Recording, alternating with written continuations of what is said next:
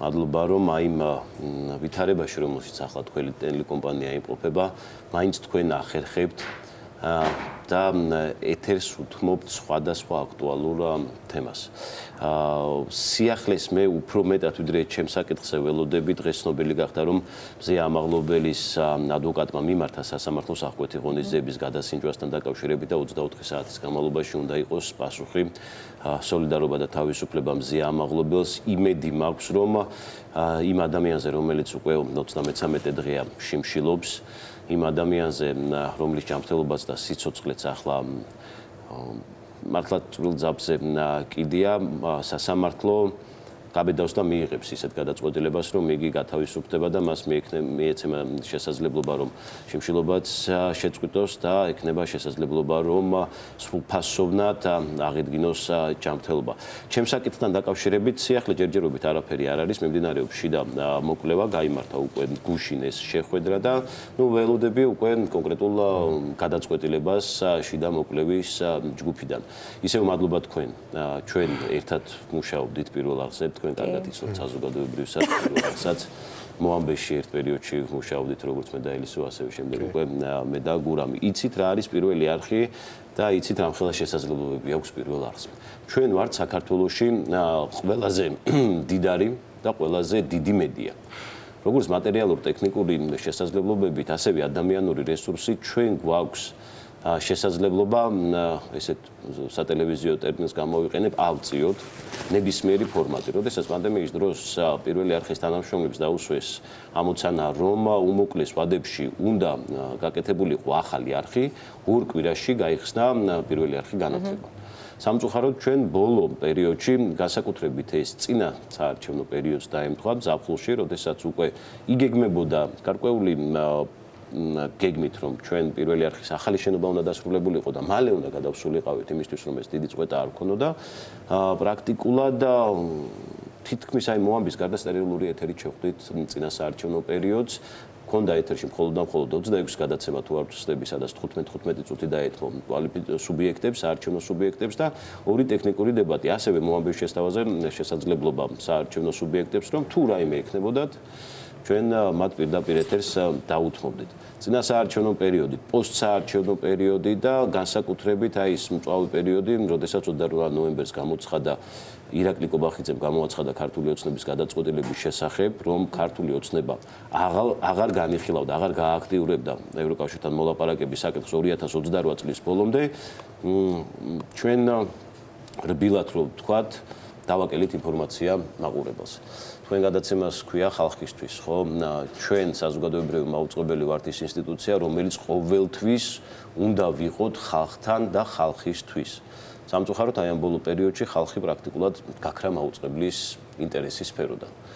ოღონდ არა იმიტომ რომ ტექნიკურად ამის შესაძლებლობა არ არის, ხო ნება აქ ვის ვინ გააქრო ხალხი? სარედაქციო პოლიტიკის შედეგი არის. სხვა რა უნდა ვთქვათ, ხო? ვინ იღებს სარედაქციო პოლიტიკის გადაწყვეტილებებს, ეგ კიდე სხვა საკითხია, ხო? ეს ჯაჭვი არის, სრული ჯაჭვი, რომელიც მე ღიად ვთქვი, რომ ეს ჯაჭვი მიდის და ეს ჯაჭვი იწყება ასეულ აღლაფერიძეთის საზოგადოებრივ მაუწყებელზე.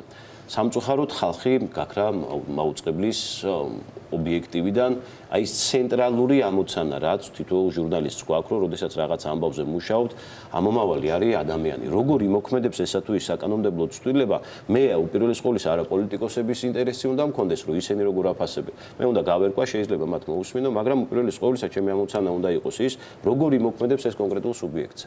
ადამიანზე, მაგალითად, აი ენ ადამიანზე, ხო? ჟურნალისტებს თუ ქონდათ ან აქვთ მცდელობები, რომ აი ეს განსხვავებული ხმები ისმოდეს, თუ აქტიურობენ იმისთვის, რომ მართლაც დაიცვან ის სტანდარტი, რომელიც ყოველთვის არსებობს სურვილი, ყოველთვის არსებობს მზაობა, მაშინ, როდესაც მაყურებელი ყურადღებით არის საზოგადოებრივ მაუწყებელთან დაკავშირებით, ეს შესაძლებლობა და ეს სივრცე ყოველთვის ჩდება.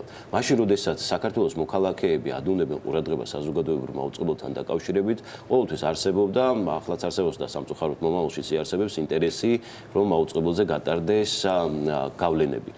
როდესაც ინტერესი არის მოდუნებული მაუწყებელთან დაკავშირებით, ეს ინტერესი მძლავრობს და მოქალაქე ნელ-ნელა მცირდება მაუწყებელში. როდესაც მაყურებლის ყურადღება არ იმოყრობილი საზოგადოებრივი მაუწყებლის მიმართულებით და საზოგადოების ყურადღების ცენტრში არის მაუწყებელი, უკვე ჟურნალისტებსაც უადვილდებათ. ეს ბოლო პერიოდის მოვლენებმა ხო? აი ელემენტარულად რომ გადავახვიოთ ინტერნეტის ეპოქაში ვცხოვრობთ და ყველაფერი არის უკვე YouTube პლატფორმაზე.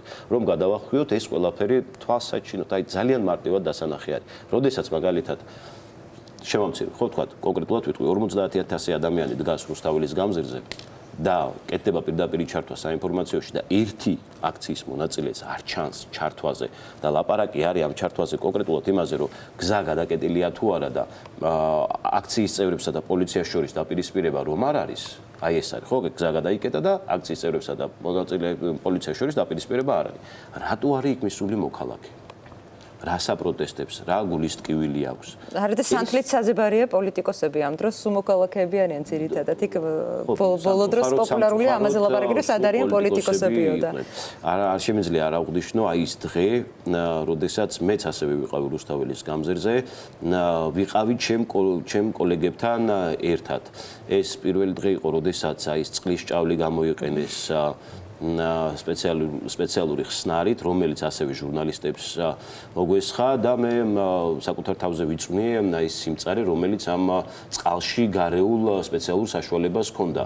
თუ ამ ცრემლსადენი აირის შემთხვევაში ეს ეფექტი ნელ-ნელა ძლიერდებოდა, ამ შემთხვევაში ეს ეფექტი იყო წამების მეათეთებში აღქმადი, რომ მაშინვე გეთიშებოდა თვალთახედვა, უკვე ანუ ადგილიდან გაშორებაც კი შეუძლებელი იყო.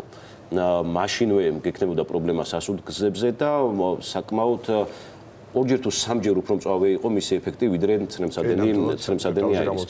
ეს ის დღე არის, როდესაც გურამ იმ ღამეს მე უკვე ავედი სახში და უკვე ინტერნეტის მეშვეობით ვადევნებდი თვალყურს ახდებოდა რუსთაველის გამზირს და ნახე შენი კადრები. ასევე მე გვიამნახე დავით ცაგარელს როგორ მოეპყრო სამართალ დამრღვევი. მე ადამიანებს ვერ უწოდებ სამართალ დამცავებს.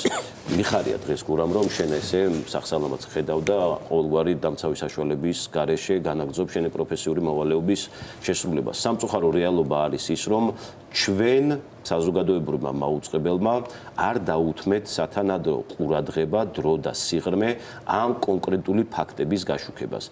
ეს არ არის უბრალო სამწუხარო ინციდენტი, როგორც ერთ-ერთმა კანონმდებელმა პატარა, ხო, ინციდენტი, როგორც ერთ-ერთმა კანონმდებელმა შენთან სასამართლოს ვასილ ბოდიში გაწყობდი, რომ ვიდრე შენი ეთერი იქნებოდა, შენი სხვა წამყვანები, საზოგადოებრივი მაუწყებლის წამყვანები დაშავდნენო ჟურნალისტებიო ასეთ ფრაზას იყენებდნენ და უკვე შემდგომში იყო თავდასხმა და აღწერე ძალიან კონკრეტულად რა მოხდა. რომელიც მაუწყებელმა გაავრცელა, მაუწყებლის მიერ გავრცელებული ოფიციალურ განცხადებაში ეწერა და თავდაპირველად მეც ვიტოვებ და მაინც მინდა ამის მჯეროდეს და ეს ჩემი რმარწმენით ესე არის, რომ წამყვანის ტექსტშიც უკვე ოფიციალური განცხადებიდან გადმოვიდა, რომ დაშავდნენ. თუმცა სამწუხარო არის, რომ მაუწყებელი აკეთებს თავად ესეთ განცხადებას. ეს არ იყო დაშავება, ეს იყო ჩვეულებრივი წამება და სასტიკი მოპყრობა, კანონდარღვევა.